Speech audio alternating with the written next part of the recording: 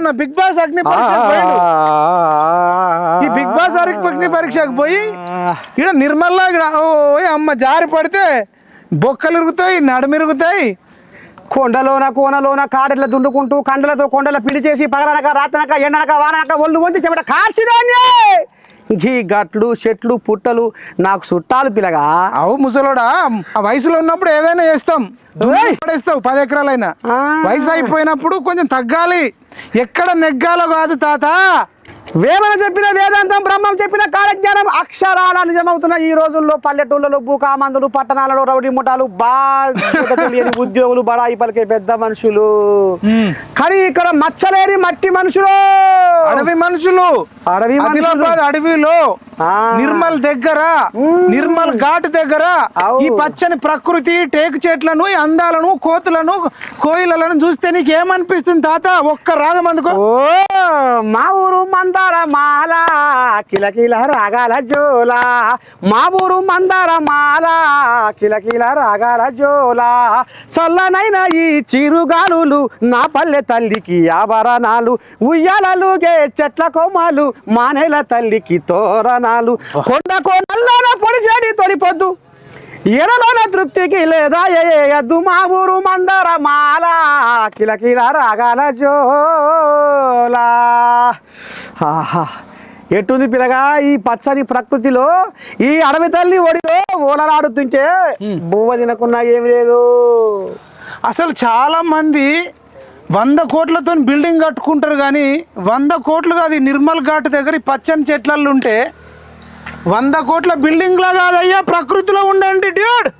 100 కోట్లు కాదు, 1000 కోట్లు పెట్టినా దొరకని ఆనందం. ఆనందం. 100-1000 కోట్ల బిల్డింగ్ లేకపోయినా బతుకుతావు, కానీ ఆక్సిజన్ లేకుంటే బతుకుతావా? ఇది ఆషామాషా ఆక్సిజన్ కాదు, ప్యూర్ ఆక్సిజన్.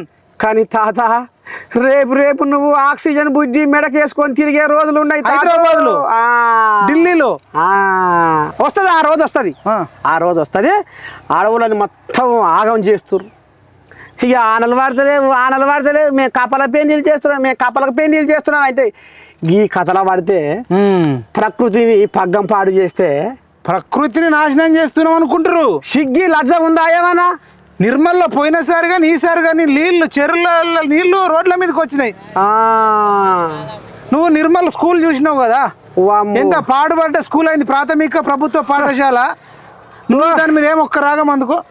ఓ మైపాడు పిల్లగాడు బాగానే చెప్పిండు, బిడ్డలారా వెళ్ళాక గాఢంగా వస్తున్నా, ఓ నీ దండం పెడితే నిర్మల్లా సర్కారు బడి. ఓ అమ్మా, నా పల్లె పాఠశాల గుండె వేగమాయనో,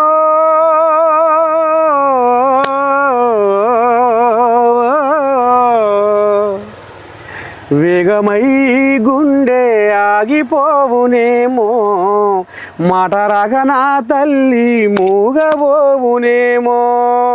బలిపతలు బట్టి మొత్తం తెల్లగా ఉన్న బిల్డింగు కర్రెగా అయిపోయింది బిడ్డ. ప్రకృతి ఇట్లుంది, పాఠశాలనే అట్లుంది. ముసల్ది అయిపోయింది, కంకి ముసల్ది అయిపోయింది. దాన్ని ఒళ్ళిన మానవుడే లేడు. ఆగం జగన్నాథం. దోమలు ఈగలు గబ్బు కొట్లాడుతున్నాయి. ఒక్క మాటలు చెప్పాలంటే అందులో దోమలే సంసారం చేస్తున్నాయి. గాడికి దిగజారిపోయినాయి సర్కారు బళ్ళు.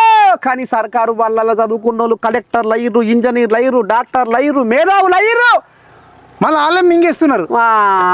తల్లి పాలు తాగి రొమ్ము మీద గుద్దుతుర్రు. అంత గవర్నమెంట్ స్కూల్లో చదివిన వాళ్ళు గతంలో. కానీ సర్కారు బడి అంటే ఇలా ఇంత ఎందుకు ఓర సూప్ అయిపోయింది? సర్కారు బళ్ళలో దోలాలంటే తల్లిదండ్రులకు పానం ఎందుకు ఒప్పుతలేదో ఎక్కడ అర్థమైతే లేదు మైపాలు. సరే తాత, నువ్వు బిగ్ బాస్ పోవాల్సింది వైట్ కార్డులో నిన్ను తీసుకుంటారు అంటున్నారు. వైల్డ్ కార్డు మరి అటు పోకుండా వారానికి 5 లక్షలు వస్తాయి, ఒక 10 వారాలు ఉంటే 50 లక్షలు వస్తాయి. నువ్వు అటు పోకుండా ఈ ఆదిలాబాద్ అడవుల్లో ఏముంది? మట్టి, గాలి, ప్రకృతి ఉంది. ఇక్కడ నీకు ఎవరైనా డబ్బులు ఇస్తారా? గాలినే గోడగా, మేఘాలే మేడగా, అబ్బా నేలమ్మ ఒడిలో నా గూడేసిన పేదలో, ఓ ఈ పేదల సంసారం ఎట్లా ఉంది? ఈ నిరుపేద దోమల జీవితాలు ఏ రకంగా ఉన్నాయి అది అగో కథ మాత్రం వరుసుకుంటేందుకు పైన ఇచ్చిన మైపాలు ఏం తెలుసుకుంటావు మరి రావు బచ్చిగా ఇరా ఏ ఊరు పిల్ల మీది? నిర్మల్ గొప్పతనం ఏంది అసలు? ఏ ఊరు మగోంది? నాది ప్రాపర్ ఇక్కడ కాదండి, నాది జగిత్యాలు. జగిత్యాల మగోని నేను ఇక్కడ ఎంప్లాయ్ గా వర్క్ చేస్తున్నా డిస్ట్రిక్ట్ కలెక్టర్ ఆఫీస్ లో. నేను ట్రెజరీ డిపార్ట్మెంట్ నాది. సో నాకు ఇక్కడ నేను ఇక్కడికి వచ్చినప్పటి నుంచి చూస్తున్నా, ఇది నాకు ఇక్కడికి రావడం 4సారి సార్.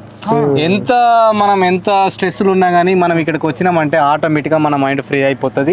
సో మనం నిజం మీరు అన్నారు ఒక మాట ఇందాక, 1000 కోట్లు పెట్టినా కానీ మనం ఏమైనా సాధించవచ్చు, కానీ ఇంత మంచి ఆక్సిజన్ మనం ఎక్కడ పొందలేమన్నా అన్నారు చూసారా, ఆ మాట కదా ఖచ్చితంగా అక్షరాలు ఇది నిజం. కానీ మరి ప్రకృతికి పొక్కలు పెడుతురుగా తాత, నీలాంటి చదువుకున్న బచ్చిగాలు ముంగడ పడి ఎదిరించాలి, మైపాలు లెక్క కొట్లాడాలి. సాట్న ఎందుకు వంతురు తాత, సదరకు రాక సందులో వంతురే మీ యువత ముందుకు రావాలి.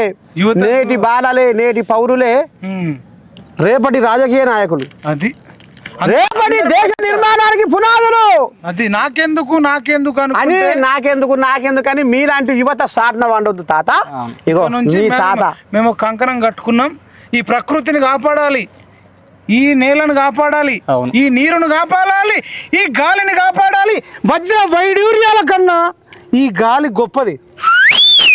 ఈ గాలి లేకపోతే ఒక్క నిమిషం గాలి లేకపోయినా చచ్చిపోతావు, కానీ బంగారం లేకపోయినా బతుకుతావు, వజ్రాలు లేకపోయినా బతుకుతావు తాత, వైడూర్యాలు లేకపోయినా బతుకుతావు. కానీ చెప్పనా, ఈ లోకంలో నీతికి నిలువ నీడలేదు, నీతికి నిలువ నీడలేదు, ప్రకృతికి. నా పేదోళ్ళ జాతి మీకెందుకు గొరగాదు, అడుగడుగున అవినీతి రాజ్యమేలుతుంది, సామాన్యులనే లంచము పీడిస్తూ ఉంది. ఎక్కడుందిరా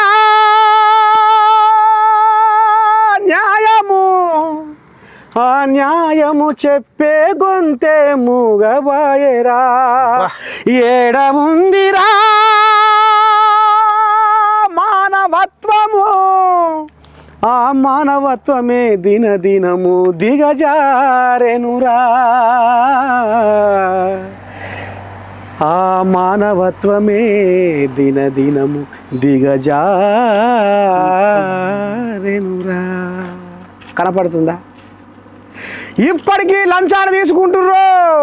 అయ్యో ఓ పిల్లగా, చెదిరిన మేఘమే మనిషి జీవితం, చేసిన త్యాగమే ఇలలో శాశ్వతం. నువ్వు లంచాలు తీసుకోకురా. లంచాలు తీసుకుంటే దొరికితే నీ ముఖం ఎత్తుకోలేక తిరిగితే నువ్వు బతికిన సచ్చిన కింద సమానమేరా అని నేను మార్నింగ్ న్యూస్లో చెప్పినా కానీ వీళ్ళకు లంచాలకి వస్తలేదు తాత.